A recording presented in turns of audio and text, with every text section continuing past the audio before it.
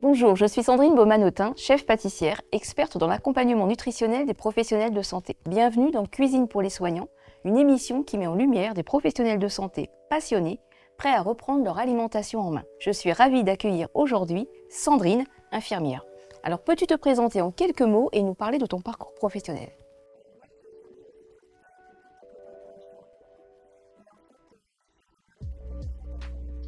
D'accord. Quelques années.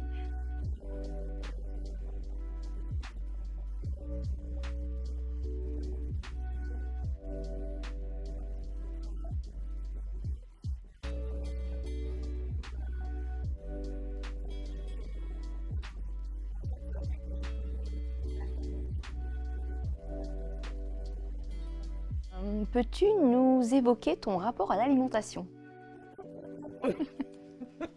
Ça veut tout dire, vas-y, je t'en prie. Alors l'alimentation.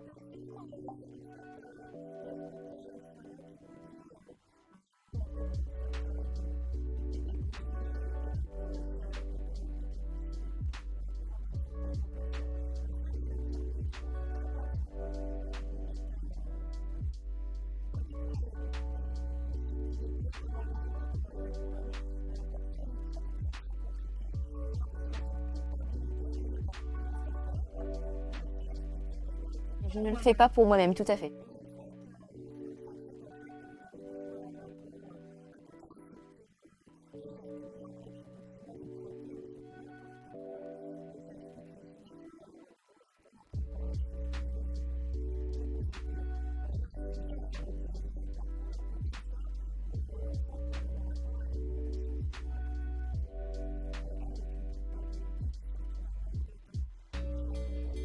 Oui, ça je l'entends parfaitement. Alors, souvent, C'est un vrai sujet. on dit infirmier, mais c'est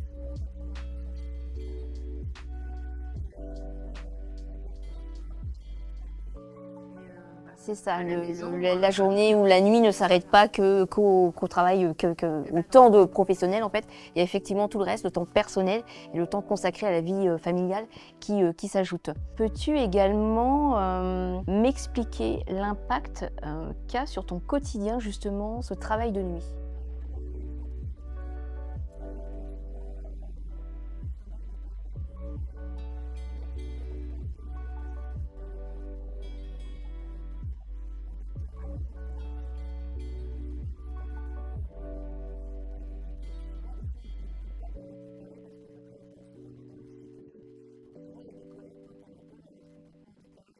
D'accord. en vacances.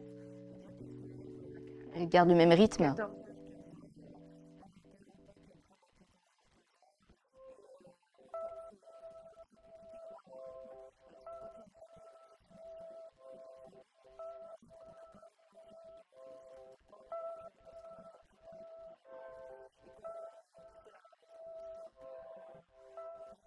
Pas du rêve. Hein. Non, mais c'est justement ce que je souhaitais que tu nous expliques. C'est ton quotidien, c'est le concret, tu n'es pas la seule. Je pense que ça va parler évidemment à beaucoup d'autres professionnels de santé et c'est effectivement ça que je voulais qu'on aborde. À disposition et... Bah, qu'on en...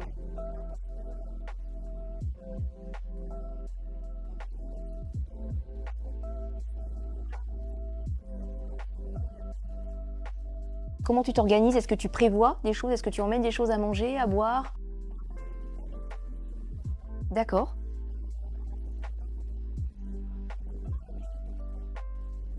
Qui ne propose pas, exactement.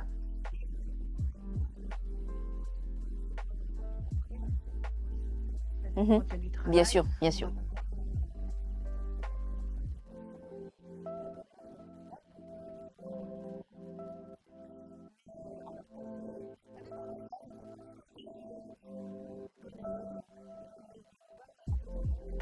D'accord. De façon...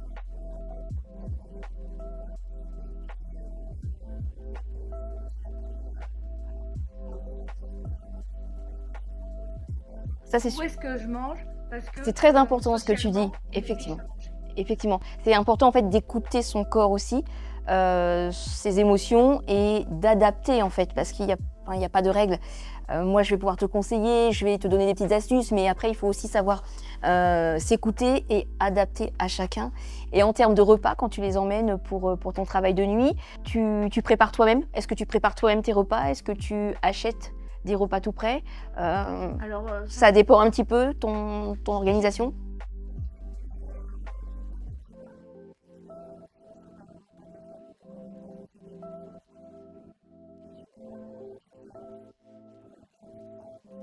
D'accord. et pas je. Du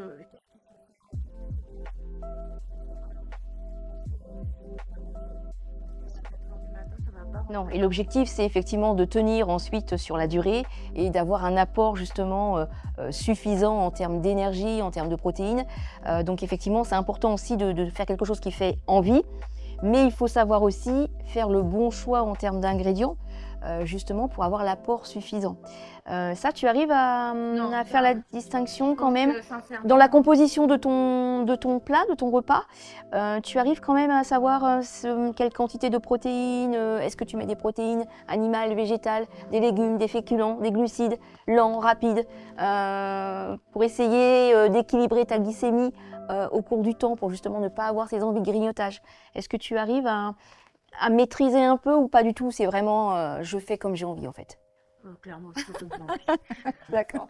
Bon, écoute, c'est super parce qu'en fait, ça va me permettre comme ça d'enchaîner. On va pouvoir en parler après lorsqu'on va cuisiner toutes les deux parce que c'est l'objectif, de parler un petit peu justement de ces nutriments. Ce qu'il faudrait essayer effectivement d'intégrer, c'est certes, il y a le côté plaisir réconfortant et ça, je l'entends parce que c'est vraiment nécessaire quand on travaille de nuit, mais il y a aussi le côté nutritionnel qui est important et faire le choix de ces ingrédients pour ne pas se déclencher de pic de glycémie, pour avoir un apport de glucides, mais les bons glucides nécessaires pour tenir dans la durée. Bien s'hydrater, c'est super important aussi, parce que le manque d'hydratation va avoir un impact aussi sur ta concentration, sur la fatigabilité, sur la durée jusqu'à la fin de ton service. Donc savoir bien s'hydrater avec de l'eau, majoritairement, tout ce qui va être boisson énergisante, café, oui, mais peut-être jusqu'à une certaine heure, peut-être ne pas dépasser minuit, parce que tu as effectivement parlé du sommeil, qui est très important aussi, qui va être réparateur, et on le sait très bien, le sommeil de jour n'est pas aussi réparateur que le sommeil de nuit. Donc ça a un impact aussi. On sait très bien que la nuit, le système digestif est plus complexe et plus lent, et tu vas avoir du mal à digérer. Voilà, c'est toutes ces petites choses au quotidien qu'il faudrait essayer d'intégrer, même si je sais parfaitement que c'est très, très complexe. Mais voilà, petit à petit, prendre tous ces petits points en compte, ça pourra t'aider aussi à mieux adapter ton alimentation par rapport au travail de nuit. Alors, peux-tu nous expliquer également si le travail de nuit a un impact sur la santé mentale?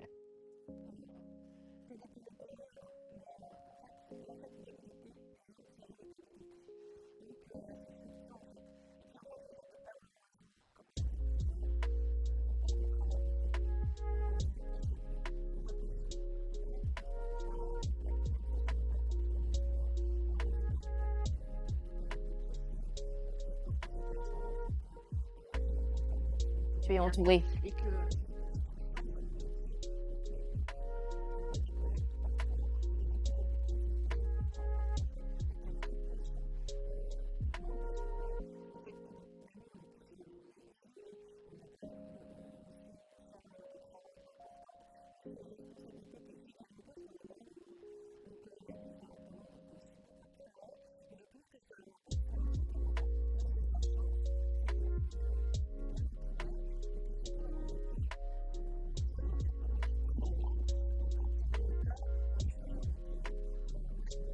Ça, c'était une possibilité pour toi, en tout cas, de pouvoir échanger ensemble. mais quand on a vraiment des travaux.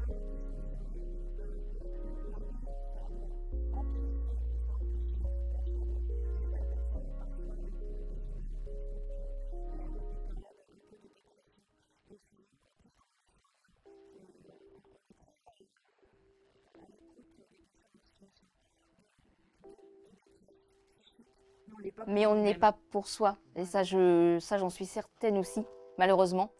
Et je te pose aussi cette question parce que ça fait double sens aussi, en fait. On a beaucoup de similitudes dans nos métiers. Et moi, donc effectivement, avant, je travaillais aussi de nuit. J'ai été en horaire décalé comme toi. Moins maintenant, mais je l'ai été pendant un certain nombre d'années. Et ça a un vrai impact, en fait, sur la santé mentale. Et effectivement, c'est important d'essayer d'en prendre conscience et d'essayer de mettre en place justement des choses pour faire en sorte que ça se passe bien. Mais c'est pas simple. Il y a un vrai lien entre l'alimentation, la santé mentale, les émotions que tu peux ressentir aussi, l'alimentation émotionnelle. Et justement, j'y reviens, mais tu sais, faire le choix des bons ingrédients, des bonnes associations, ça a un impact aussi, puisque tu as des ingrédients qui vont contenir plus de protéines, plus de vitamines, etc., plus de minéraux, qui vont avoir un impact direct. Je pense que lorsqu'on va passer en cuisine, on va parler de tous ces petits ingrédients aussi, de toutes ces petites choses qui vont pouvoir aussi peut-être t'aider à améliorer en ce sens. Je te propose de te lancer dans un risotto aux légumes de saison et aux noisettes. Alors, est-ce que tu fais du risotto? Est-ce que tu en manges? Est-ce que tu aimes ça? J'adore le risotto. Génial, donc ça commence bien, ça commence bien. Mais peut-être qu'on ne fait pas la même recette. Il y a des risques.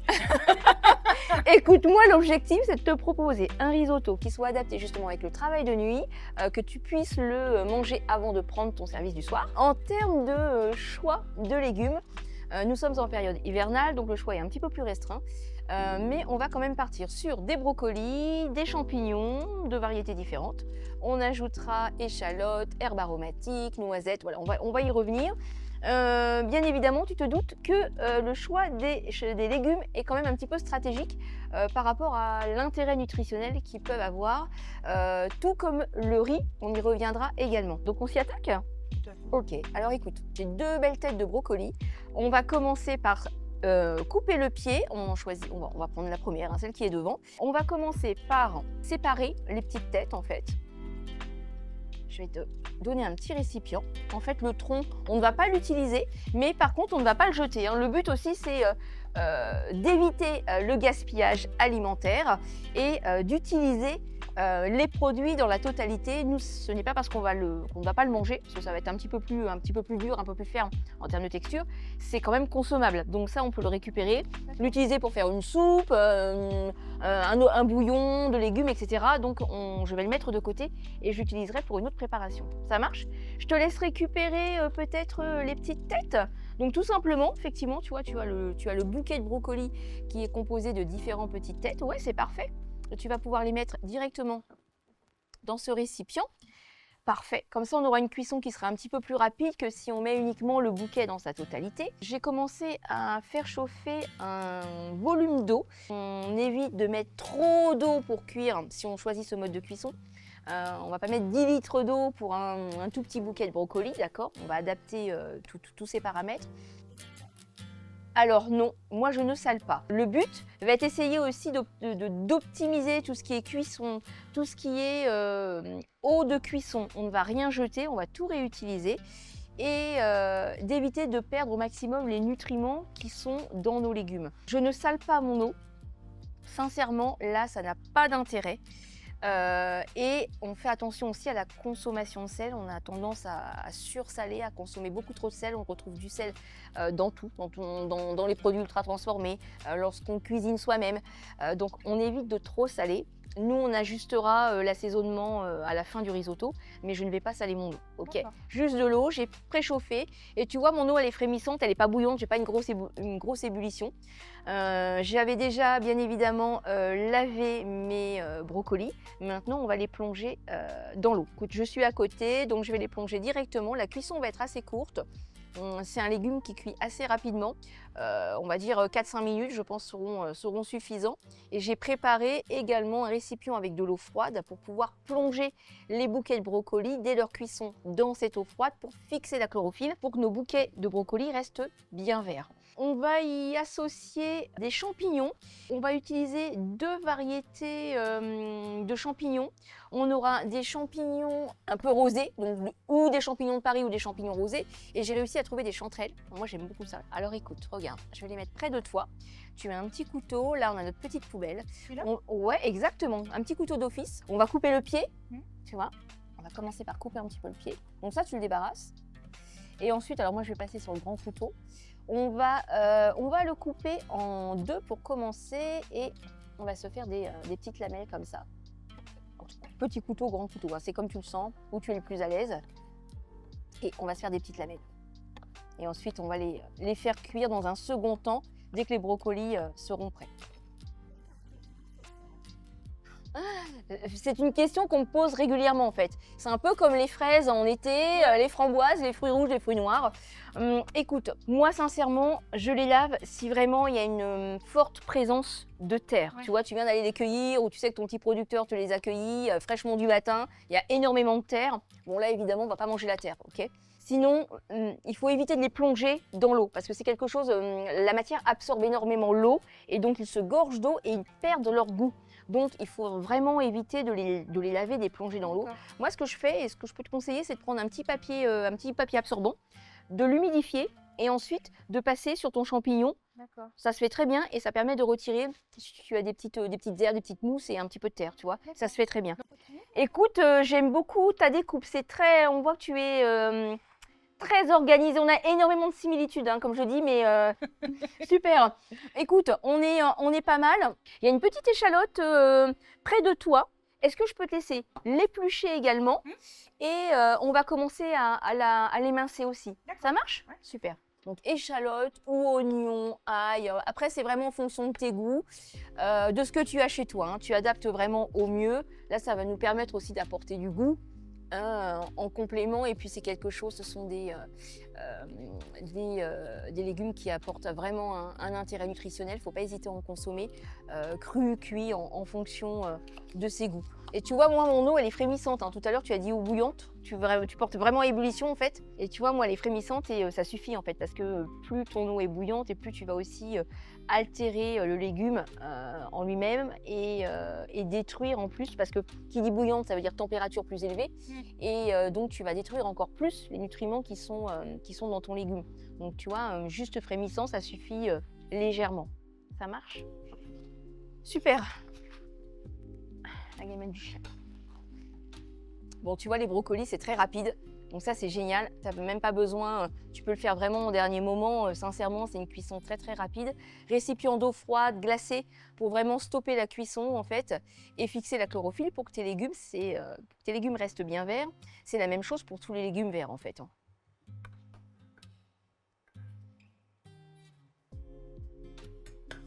Et donc là, j'ai mon eau de cuisson des brocolis que je ne vais pas jeter. Le but, c'est de réutiliser. Donc on essaye de réduire la consommation d'eau. On a énormément de gaspillage en cuisine, hein, c'est pareil. Avant, on avait quand même tendance à utiliser, gâcher aussi beaucoup de quantité d'eau, etc. À l'heure d'aujourd'hui, il faut quand même faire attention à toutes ces problématiques environnementales. Et donc, on essaye d'optimiser au maximum. Donc, tu vois, mon eau de cuisson, je ne la jette pas. Je vais la réutiliser, on va la débarrasser, je vais la réutiliser pour cuire le risotto. Ah ouais. D'accord? Comme ça, en plus, on a l'eau qui est gorgée de goût et des nutriments qui se sont un petit peu perdus. Donc, comme ça, on récupère tout. On passe à la cuisson des champignons. Donc, écoute, une poêle. On va y mettre un tout petit peu d'huile d'olive. On va en mettre un filet. Hein. Un petit filet juste pour aider en fait l'échalote. On va mettre l'échalote dans un premier temps à colorer et apporter un petit peu de goût également, mais j'en mets très très peu, tu vois. Huile d'olive ou autre huile végétale qui supporte la cuisson. On va mettre l'échalote. Est-ce que tu veux que je te laisse faire? Oui, je veux bien. Regarde, je t'approche la poêle. Super. On va juste la faire revenir 30 secondes et on ajoutera nos champignons par la suite. Merci. Allez, on va mettre un tout petit peu plus fort. Ça commence à frétiller légèrement. On va ajouter nos champignons. Je te laisse les ajouter. Regarde, je vais te simplifier la vie. C'est sympa. Quand même, c'est un travail d'équipe. Oui, je vois ça. Super, on va juste les faire revenir 2 minutes et on ajoutera nos chanterelles qui ont une cuisson un petit peu plus courte. Merci beaucoup. Que nos champignons bruns.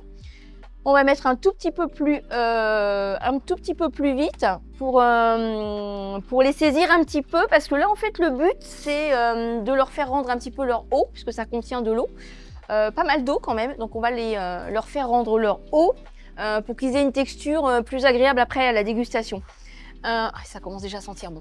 Je vais te laisser venir récupérer quelques chanterelles.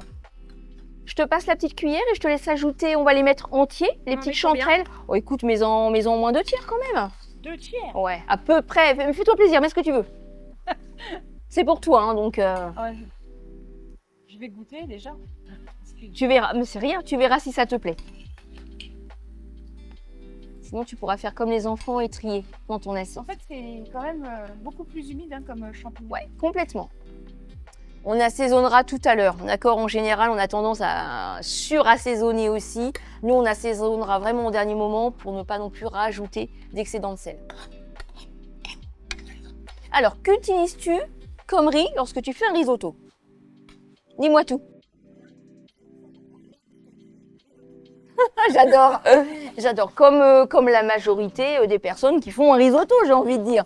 Tu sais qu'il existe différentes variétés de riz. Et effectivement, on nous vend en général un riz plus adapté pour le risotto parce qu'en fait, le grain du riz a une forme différente. Tu as vu, il est un peu plus arrondi, plus charnu. Et effectivement, ce qui va Comme permettre... pour le riz au lait, en fait. Ouais, exactement. Alors, le riz au lait, tu peux effectivement prendre le riz à risotto pour le riz au lait. Mais sinon, tu peux prendre un riz rond. On va les débarrasser. Regarde, je te laisse m'aider, s'il te plaît, à les basculer dans l'assiette. Super. Eh bien, nous, on ne prendra pas un riz à risotto. Et je vais t'expliquer pourquoi. Tu vas te douter pourquoi on ne va pas choisir un riz à risotto. Qu'est-ce qu'on prend comme riz? Regarde, tu as 2 verres sur ta gauche. Est-ce que tu peux nous les approcher, s'il te plaît? Alors, est-ce que tu connais ces riz? Comme ça, est-ce que ça te parle ou pas du tout? Alors moi,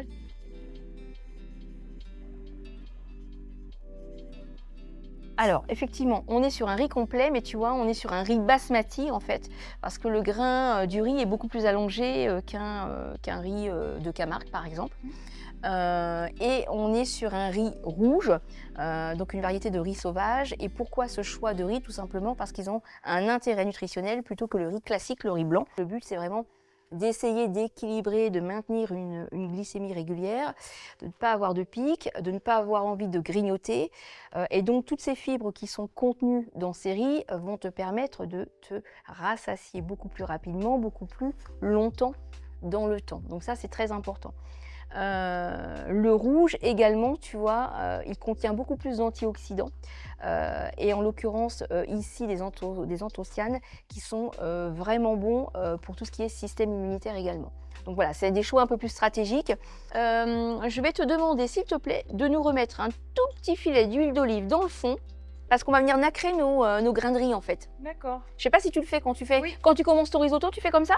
Alors moi, je fais revenir les grains de riz dans la poêle avec Ouais, un ça peu marche. d'huile. Et après, je le mets une fois qu'ils sont translucides. Après, je commence à arroser. D'accord, super, c'est parfait. Tu as déjà la super technique. Allez, vas-y, je te laisse en mettre un tout petit peu. Parfait. Comme c'est déjà un petit peu chaud, on va pouvoir ajouter nos riz. Ici, j'en ai 200 grammes, c'est à peu près pour 4 personnes. Bon, écoute, nous, on est 2. On va peut-être remettre un petit peu moins, si tu es d'accord. On va mettre à peu près la moitié des 2 verres. Je te laisse les verser dedans? Oui, je fais la moitié. Allez, exactement, à peu près. Hein. Tiens, regarde, j'approche pour que ce soit plus simple pour toi. Super. Génial. Regarde, en plus, c'est très joli.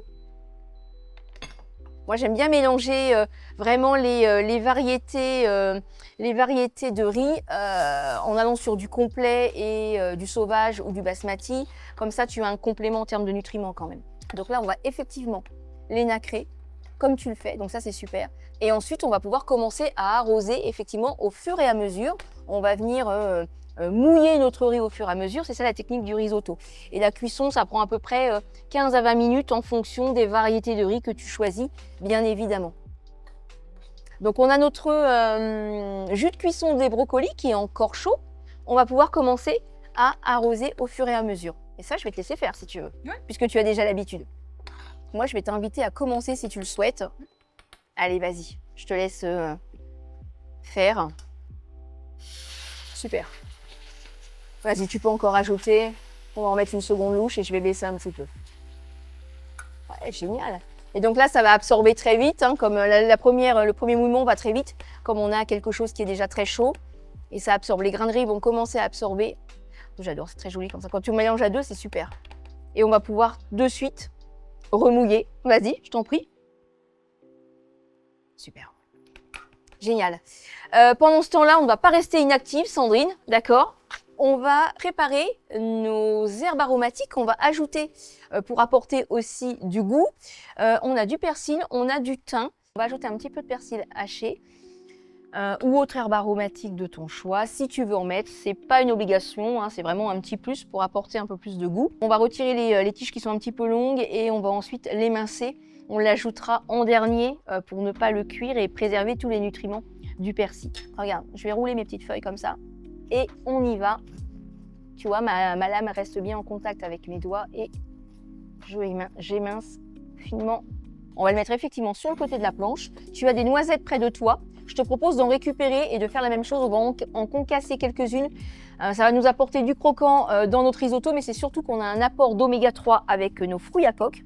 Donc noisettes, amandes, noix, comme tu aimes, voilà, en fonction de ce que tu as aussi chez toi. Et ça, c'est super parce que c'est vraiment très riche en fibres, en protéines végétales. C'est vraiment un apport nutritionnel intéressant justement pour le travail de nuit. Ça te permet de tenir sur la durée, comme c'est riche, nutritivement parlant. Donc on casse grossièrement. Allez. On va en faire juste quelques-unes, hein. Tous nos éléments sont prêts pour finaliser le risotto. Il nous manque quand même un petit élément liant dans la recette.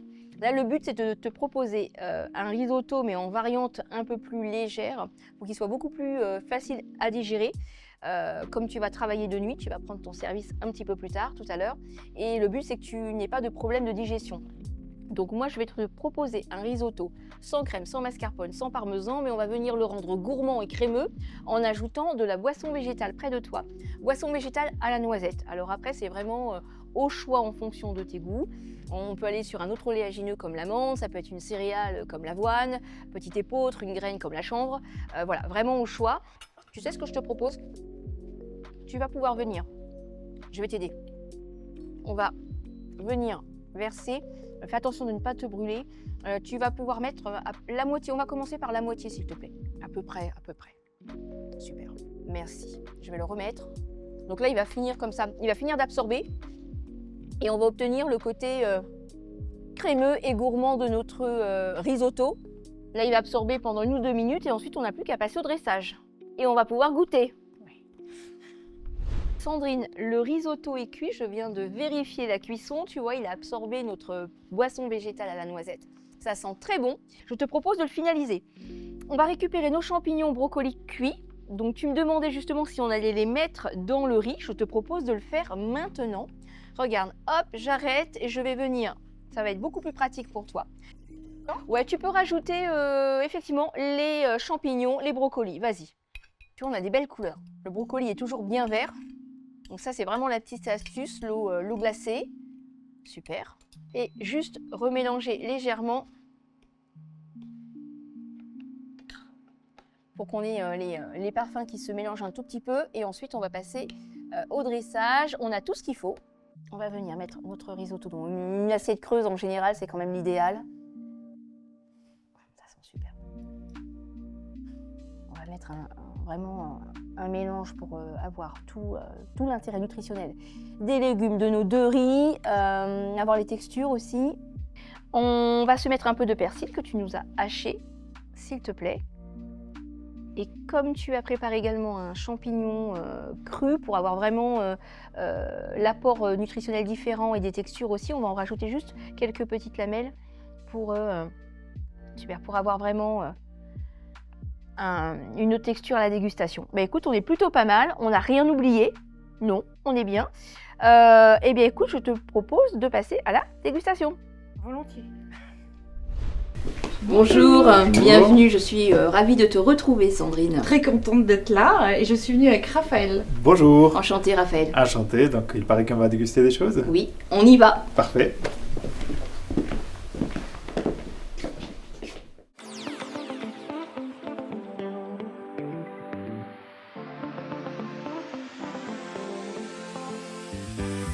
Eh bien, on va passer à la dégustation de notre risotto. Sandrine, Raphaël, je vous en prie, c'est à vous. Merci beaucoup. Avec plaisir.